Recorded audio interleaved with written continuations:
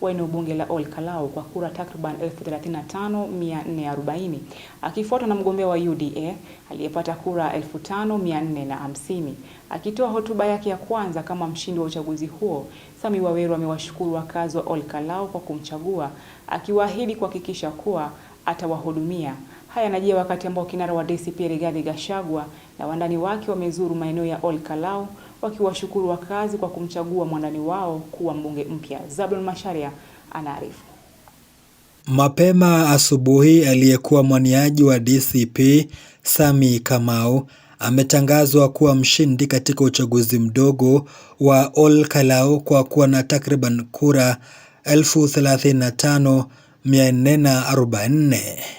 Samuel Mushinanyaga of UDA 5,450.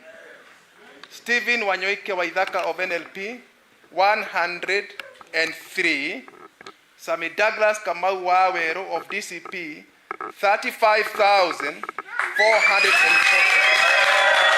Akitoa shukurani zake kwa wakazi wa Ol Kalou, Sammie Waweru ameahidi kuwahudumia wakazi wa eneo bunge lake kwa hali na mali, japo ameisuta serikali kwa madai ya kuwapanga wahuni waliokuwa wamejihami ili kuvuruga amani na hasa katika vituo vya kupigia kura.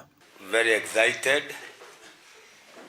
to be announced as the new member of National Assembly representing Ol Kalou constituency. First, I wish to thank God for this moment, because without him I wouldn't be standing here. My slogan was Kafa Hidariagai. Kwa upande wake, aliyekuwa anapeperusha bendera ya UDA Samuel Mushina ameyakubali matokeo, akiahidi kushirikiana na mbunge mteule Sammie Waweru ili kuboresha eneo bunge lao. Wakati huo huo, chama cha UDA kimemhongera Sammie Waweru, hapa wakijitetea kutokana na rasilimali walizowekeza wakati wa kampeni. UDA invested heavily because an election is a heavy investment. UDA invested heavily because we wanted to demonstrate that we do not exclude anyone.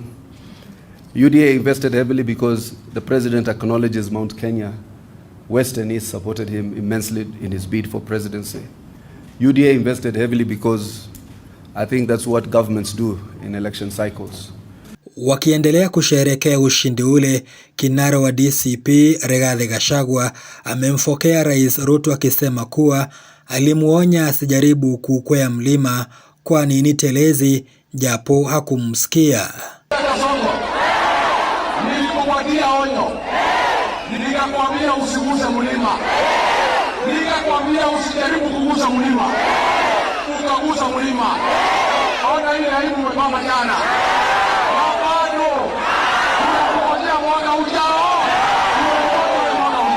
Mheshimiwa party leader wangu, Mheshimiwa Rigathi Gachagua, hapa Nyandarua, hapa ndio headquarter ya Itungati yote. Ukipanga siasa yako ya Kenya, hapa Nyandarua, ujue ndio bedroom ya siasa yako ya Kenya. Viongozi hawa wamezuru wadi zote 5 za Ol Kalou wakiwashukuru wakazi. Mirangine Arambe. Zablon Macharia, Undugu TV.